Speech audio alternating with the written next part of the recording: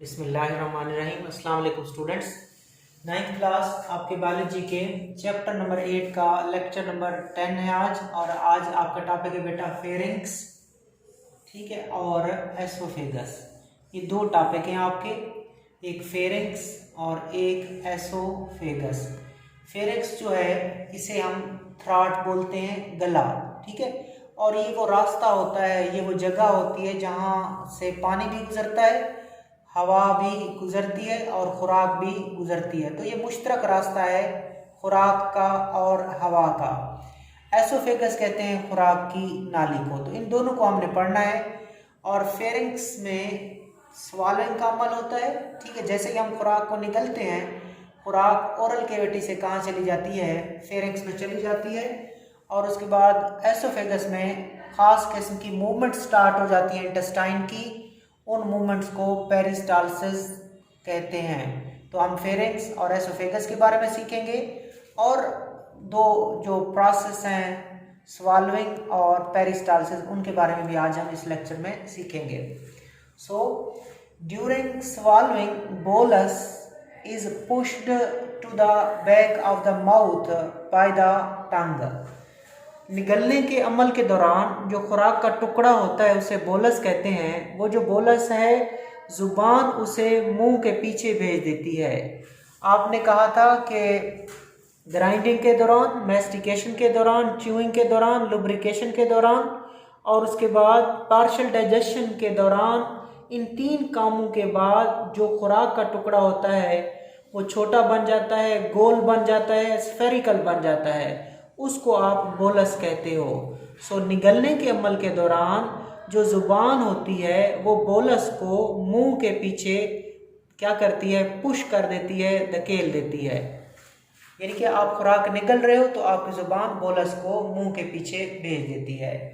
When tongue pushes bolus, जब जुबान bolus को धकेलती है तो उस टाइम क्या क्या होता है, soft palate also moves upward. तो उस टाइम जो हमारा सॉफ्ट पैलेट होता है बच्चों, वो ऊपर की तरफ मूव करता है, एंड टू द रेयर, और पीछे की तरफ। याद रखिएगा, जब खुराक को हम पीछे की तरफ धकेलते हैं, यानी कि खुराक को जब हम निगलते हैं, तो जो सॉफ्ट पैलेट होता है, नरम तालू होता है, वो क्या करता है, मूव अपवर्ड, ऊपर की तरफ उठता है, एंड टू द पोस्टीरियर और टू द रेयर, और पीछे की तरफ। तो सॉफ्ट पैलेट ऊपर जाएगा और थोड़ा सा पीछे भी जाएगा। In this way opening of the nasal cavity is closed. इस तरह जो नेजल कैविटी होती है, जो नाक का रास्ता होता है, वो बंद हो जाता है। व्हेन स्वालोड, जब हम निगल लेते हैं खुराक को, the bolus passes to the pharynx. तो वो बोलस कहाँ दाखिल हो जाता है बच्चों, फेरिंक्स में दाखिल हो जाता है, और फेरिंक्स से फिर कहाँ दाखिल हो जाता है, एसोफेगस में दाखिल हो जाता है। अब फेरिंक्स क्या है वो देखने से पहले मैं आपको डायग्राम से समझा देता हूँ। क्योंकि बेटा ये एक डायग्राम है, और ये आपका बोलस है, खुराक का टुकड़ा है जो ओरल कैविटी में बनता है। उस खुराक के टुकड़े को बोलस कहते हैं। नीचे जुबान है और ऊपर ये वाला हार्ड पैलेट होता है, और उसके पीछे कौन सा पैलेट होता है बच्चों, सॉफ्ट पैलेट होता है, ठीक है, जिसे हम तालू कहते हैं। ये नरम तालू है ये वाला पीछे वाला, और ये वाला हार्ड पैलेट होता है। तो निगलने के अमल के दौरान जो जुबान होती है वो एक तो ऊपर की तरफ उठती है, जो जुबान होती है वो इसको धकेलेगी, ठीक है, जुबान बोलस को पीछे की तरफ धकेलेगी। तो उस टाइम जो हमारा सॉफ्ट पैलेट है वो एक तो ऊपर की तरफ जाता है, और उसके बाद एक पीछे की तरफ भी जाता है। और जैसे ही वो ऊपर की तरफ जाता है और पीछे की तरफ जाता है, ऊपर मौजूद है हमारा नाक, और नाक के दो सुराख होते हैं, उनको नॉस्ट्रल कहते हैं, और पीछे होती है नेजल कैविटी, ठीक है, नेजल कैविटी। जैसे ये सॉफ्ट पैलेट किसकी तरफ जाता है, ऊपर की तरफ जाता है, तो इधर से नेजल कैविटी को, नाक के रास्ते को क्या कर देता है, बंद कर देता है। तो आपने क्या सीखा कि जैसे हम खुराक को निगलते हैं तो जो सॉफ्ट पैलेट होता है वो ऊपर की तरफ जाता है और पीछे की तरफ जाता है, और पीछे जो नेजल कैविटी का रास्ता होता है उसको बंद कर देता है। आगे चलते हैं। Pharynx has adaptation to prevent the entry of the bolus particle in the trachea. Trachea is also called windpipe to the lungs. ये क्या कहा जा रहा है कि फेरिंक्स के पास अडाप्टेशन होती हैं, फेरिंक्स के पास मुताबिकत होती है, फेरिंक्स के पास तरीका होता है to prevent the entry of bolus particle into the trachea, कि खुराक ट्रेकिया में ना जाए, खुराक हवा की नाली में ना जाए और हवा की नाली से फिर लंग्स में ना जाए। ठीक है, तो इसके लिए फेरिंग्स के पास मुख्तलिफ तरीक़ाकार होते हैं। देख लें इधर, ये बच्चों इधर होती है, आगे की तरफ होती है हवा की नाली। आगे की तरफ किसकी नाली होती है? हवा की नाली, लेरिंक्स, ट्रेकिया, और उसके बाद आगे जाके क्या आ जाते हैं बच्चों? इंसान के फेफड़े आ जाते हैं। 2 फेफड़े होते हैं। तो ये जो फेरिंग्स है, ये वाली जगह खुराक ओरल कैविटी से फेरिंग्स में जाती है और फेरिंग्स के बाद कहाँ चली जाती है? एसोफेगस में जाती है। इस फेरिंग्स के पास ऐसे तरीके होते हैं कि फेरिंग्स खुराक को हवा की नाली में जाने से रोक देती है, और इस तरह खुराक हवा की नाली में भी नहीं जाती और फेफड़ों में भी नहीं जाती। खुराक सिर्फ किधर जाती है? खुराक की नाली में जाती है, जिसका नाम एसोफेगस होता है। खुराक ओरल कैविटी से फेरिंग्स में और फेरिंग्स से एसोफेगस में जाती है और हवा की नाली में नहीं जाती। उसके लिए फेरिंग्स के पास तरीके होते हैं, उनको देखते हैं। ड्यूरिंग स्वालविंग, निगलने के अमल के दौरान, the larynx which is the top of trachea moves upward and forces the epiglottis, which is a flap of cartilage, into horizontal position। मैं आपको फिर डायग्राम से समझा देता हूँ।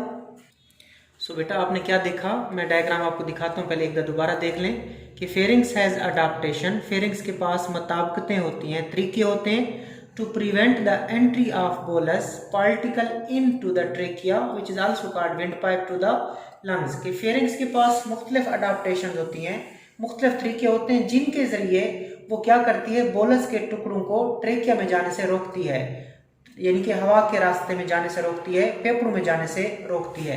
किस तरह? ड्यूरिंग स्वालविंग, निगलने के अमल के दौरान, लेरिंग्स, क्या है larynx? The top of trachea, trachea के ऊपर होती है, that moves upward and forces the epiglottis, which is a flap of cartilage, into horizontal position। अब ये डायग्राम से देखें, ये बच्चों एक कार्टिलेज है, इसका नाम लेरिंग्स है बच्चों। ठीक है, इसको वॉइस बॉक्स भी बोलते हैं। लेरिंग्स का दूसरा नाम वॉइस बॉक्स है।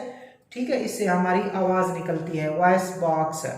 अब इस लेरिंग्स के नीचे मौजूद है ट्रेकिया, ये भी कार्टिलेज है। ठीक है, सॉफ्ट टिश्यू, कार्टिलेज क्या होते हैं? सॉफ्ट टिश्यूज होते हैं हमारे बॉडी के अंदर, उनको क्या कहते हैं? कार्टिलेज कहते हैं। तो ये ट्रेकिया भी कार्टिलेज से बनी हुई है, लेरिंग्स भी कार्टिलेज से बनी हुई है। सो जैसे ही हम क्या करते हैं? निगलते हैं, जैसे ही हम स्वॉलो करते हैं, तो जो लेरिंग्स है, जो कार्टिलेज के ऊपर है, लेरिंग्स जो ट्रेकिया के ऊपर होती है, वो क्या करती है? ऊपर की तरफ चली जाती है। और इस लेरिंग्स का एक सुराख भी होता है, उस सुराख का नाम ग्लॉटिस है। इस सुराख का नाम, लेरिंग्स की जो ओपनिंग है उसका नाम ग्लॉटिस है। जैसे ही आप खुराक को इधर से निगलते हो, तो उस दौरान ये जो लेरिंग्स है ये ऊपर की तरफ चली जाती है। लेरिंग्स एक कार्टिलेज है जो ट्रेकिया के ऊपर है, ये निगलने के अमल के दौरान कहाँ चली जाती है? एक तो ये ऊपर जाती है, पहले यहाँ पे मौजूद थी, अब यहाँ से ऊपर की तरफ चली गई है। निगलने के अमल के दौरान लेरिंग्स ऊपर जाती है। अब आगे एक लिड मौजूद है, ढक्कन मौजूद है, जो कि फ्लैप ऑफ कार्टिलेज है या फ्लैप ऑफ टिश्यू मौजूद है, कार्टिलेज का टुकड़ा, फ्लैप ऑफ कार्टिलेज, ये भी कार्टिलेज से बना हुआ है। ये वाला ढक्कन है, लिड है, और इसका नाम है एपिग्लॉटिस, और ये भी किसका फ्लैप है? कार्टिलेज का एक पीस है, उसका एक टुकड़ा है। तो पहले ये निगलने से पहले ये सीधा ऐसे होता है, वर्टिकल होता है। अब जैसे ही हम निगलते हैं, एक तो लेरिंग्स ऊपर की तरफ उठती है, और दूसरा ये जो फ्लैप ऑफ कार्टिलेज है, जिसको आप एपिग्लॉटिस कह रहे हो, ये हॉरिजॉन्टल पोजीशन में आ जाता है, ऐसे आ जाता है। ठीक है बच्चों, पहले ऐसे खड़ा था, अब वो ऐसे आ गया है, हॉरिजॉन्टल पोजीशन में आ गया है। इससे क्या होगा? दस glottis, the opening of the trachea या ओपनिंग ऑफ लेरिंग्स, सही अगर कहें तो। ठीक है, सो जैसे ही वो हॉरिजॉन्टल पोजीशन में आता है, मतवाजी पोजीशन में आता है, जो ग्लॉटिस होता है, जो कि सुराख है ट्रेकिया का, जो सुराख है लेरिंग्स का, जो सुराख है हवा की नाली का, इज क्लोज्ड। तो देख लें आप कि जैसे ही एपिग्लॉटिस क्या आता है, ऐसे खड़ा था, वो ऐसे हॉरिजॉन्टल पोजीशन में आता है, तो जो ट्रेकिया का, लेरिंग्स का सुराख है, जिसका नाम ग्लॉटिस है, वो बंद हो जाता है। तकरीबन क्या हो जाता है बच्चों? वो सुराख तकरीबन बंद हो जाता है। लिहाजा अब अगर खुराक आ रही है, पहले वो क्या करेगी? टकराएगी एपिग्लॉटिस से। एपिग्लॉटिस कहेगा इधर नहीं आना, आपने इधर जाना है, तो वो खुराक को किधर भेज देता है? इधर भेज देता है। और ये क्या है? खुराक की नाली, जिसका नाम है एसोफेगस। तो इस तरह खुराक हमारी हवा की नाली में नहीं जाती। क्यों? क्योंकि उसको कौन बंद कर देता है? टिश्यू का एक टुकड़ा, कार्टिलेज का एक टुकड़ा बंद कर देता है, जिसका नाम क्या होता है? एपिग्लॉटिस। आगे चलें। The beginning of the swallowing action is voluntary, but once food reaches the back of the mouth swallowing become automatic. अगर कोई आपसे पूछे बच्चों कि जो स्वॉलोइंग का अमल होता है, निगलने का अमल होता है, क्या ये इंसान के कंट्रोल में है या इंसान के कंट्रोल में नहीं है? याद रखना, जब खुराक आपके मुंह में मौजूद है, जब खुराक आपकी ओरल कैविटी में मौजूद है, तब जब आप निगलते तो आप अपनी मर्जी से निगलते हो। तो शुरू में स्वॉलोइंग का जो अमल होता है वो वॉलेंट्री होता है, यानी कि इंसान के बस में होता है, इंसान निगले या मुंह से बाहर निकाल के फेंक दे। ठीक है, तो बिगिनिंग के अंदर, शुरू के अंदर स्वॉलोइंग वॉलेंट्री है, इरादी है, हमारे कंट्रोल में होती है। लेकिन जब आप खुराक को निगल लेते हो और खुराक हमारी back of the mouth cavity चली जाती है, उसके बाद जो खुराक होगी, आगे जो खुराक जाएगी वो इनवॉलेंट्री तरीके से जाएगी, ऑटोमेटिक तरीके से जाएगी, फिर हमारा कोई कंट्रोल नहीं होगा। तो याद रखिएगा, शुरू में स्वॉलोइंग का अमल वॉलेंट्री होता है, हमारे कंट्रोल में होता है। लेकिन जैसे आप खुराक को निगलते हो और मुंह से बैक ऑफ माउथ कैविटी में भेजते हो, तब निगलने का अमल क्या हो जाता है? ऑटोमेटिक हो जाता है, तब आपके कंट्रोल में नहीं होता। तो अब खुराक कहाँ पहुंच चुकी है? एसोफेगस में खुराक पहुंच चुकी है। आफ्टर बीइंग swallowed, जब आप खुराक को निगल लेते हो, food enter the tube, that tube is called oesophagus which connects the pharynx to the stomach. जब आप खुराक को निगल लेते हो, खुराक एक ट्यूब के अंदर दाखिल हो जाती है, उस ट्यूब का नाम एसोफेगस है। वो एसोफेगस खुराक की नाली है, वो क्या करती है? वो फेरिंग्स को स्टमक के साथ मिलाती है। डायग्राम से देखें, जब हम खुराक को निगल लेते हैं, तो खुराक एक ट्यूब में दाखिल हो जाती है, उस ट्यूब का नाम एसोफेगस होता है। जब आप निगल लेते हो खुराक को, तो खुराक एक ट्यूब में दाखिल हो जाती है, उस ट्यूब का नाम एसोफेगस है, सिंपल बोलते हैं खुराक की नाली। और ये वो नाली है जो फेरिंग्स को किसके साथ मिलाएगी? स्टमक के साथ। सो अगर कोई आपसे पूछे कि खुराक की नाली का वो हिस्सा जो फेरिंग्स और स्टमक को मिलाता है, उसका क्या नाम है? उसका नाम है एसोफेगस। आगे चलते हैं। Neither pharynx nor oesophagus contribute to the digestion and the previous digestive action of the saliva continue. ये बात बड़ी इंपॉर्टेंट है, इसको समझिएगा बच्चों, कि ना ही फेरिंग्स की अपनी कोई डाइजेशन होती है और ना एसोफेगस के अंदर कोई डाइजेशन होती है। ना फेरिंग्स में कोई डाइजेशन होती है खुराक की, ना ही एसोफेगस के अंदर डाइजेशन होती है। यानी कि ये खुद डाइजेशन नहीं कराती, ये खुद कोई एंजाइम खारिज नहीं करती जिससे खुराक की डाइजेशन हो। हाँ, खुराक की जो डाइजेशन ओरल कैविटी में स्टार्ट हुई थी सलाइवा की वजह से, और सलाइवा में मौजूद एमाइलेज की वजह से, वो चलती जाती है। देख ले, इधर बच्चों थी ओरल कैविटी, यहाँ इसको हमने क्या कहा था? ओरल कैविटी कहा था, जिसकी तारीफ हमने की थी स्पेस बिहाइंड द माउथ। मुंह के पीछे जो जगह है, दांतों के पीछे जो जगह है, उसको ओरल कैविटी कहते हैं। वहाँ पे सलाइवा बनता है और सलाइवा के अंदर एक एंजाइम होता है, उसका नाम एमाइलेज होता है। वो स्टार्च वाली खुराक को हजम करता है, कार्बोहाइड्रेट वाली खुराक को हजम करता है। तो डाइजेशन याद रखना, डाइजेशन ओरल कैविटी में होती है। और डाइजेशन क्या है बच्चों? ये वो प्रोसेस होता है जिसमें कम्प्लेक्स खुराक जो होती है वो सिंपल खुराक में टूट जाती है, खुराक का बड़ा टुकड़ा छोटे टुकड़ों में तब्दील हो जाता है। इस अमल का नाम डाइजेशन होता है। डाइजेशन ओरल कैविटी में होती है। आगे ओरल कैविटी के बाद फेरिंग्स आ जाती है। फेरिंग्स की कोई अपने एंजाइम नहीं निकलते जो खुराक की डाइजेशन करें। सो फेरिंग्स की कोई अपनी, मतलब फेरिंग्स के अंदर खुराक की डाइजेशन नहीं होती। एसोफेगस के अंदर भी खुराक की डाइजेशन नहीं होती। हाँ, पहले से जो खुराक के साथ सलाइवा मिला हुआ आ रहा है वो डाइजेशन होती जाती है, वही उस एंजाइम की वजह से डाइजेशन होती जाती है। लेकिन इनकी अपनी कोई खास एंजाइम नहीं है, अपनी कोई खास सिक्रीशन नहीं है, लिहाजा ये डाइजेशन में कंट्रीब्यूट नहीं करते। पहले से जो डाइजेशन खुराक की टूट फूट चलती हुई आ रही है वो होती है, लेकिन इनकी कोई अपनी खास डाइजेशन नहीं होती। आगे बच्चों इंपॉर्टेंट शॉर्ट क्वेश्चन है, उसको देख लेते हैं। मैं पहले इधर डायग्राम से आपको दिखा दूं। ये एसोफेगस है बेटा, ये एसोफेगस है। एसोफेगस के अंदर जैसे खुराक आती है तो एसोफेगस की जो नाली है ऐसे करती है, कभी सिकुड़ जाती है कभी रिलैक्स करती है, कभी सिकुड़ती है कभी रिलैक्स करती है, और बोलस को खुराक को आगे से आगे भेज दी जाती है। तो ये एसोफेगस है, खुराक की नाली है। ये कभी कंट्रैक्ट करती है कभी रिलैक्स करती है, कभी कंट्रैक्ट करती है कभी रिलैक्स करती है, और इस तरह खुराक आगे से आगे मूव करती है। खुराक की नाली की इस तरह की जो हरकत है इसको बोलते हैं पेरिस्टालसिस, और ये खुराक को आगे की तरफ ले जाती है। और आगे कौन मुंतजर है? स्टमक मुंतजर है। आगे कौन मौजूद है? स्टमक मौजूद है। इसके नीचे कौन मौजूद होगा? स्टमक, मैदा। सो देखिए पेरिस्टालसिस को, peristalsis move the food from oral cavity to the rectum. याद रखिएगा बच्चों, जो खुराक होती है हमारी खुराक की नाली में मूव करती है, किस अमल से मूव करती है? पेरिस्टालसिस से। So peristalsis move the food from oral cavity to the rectum.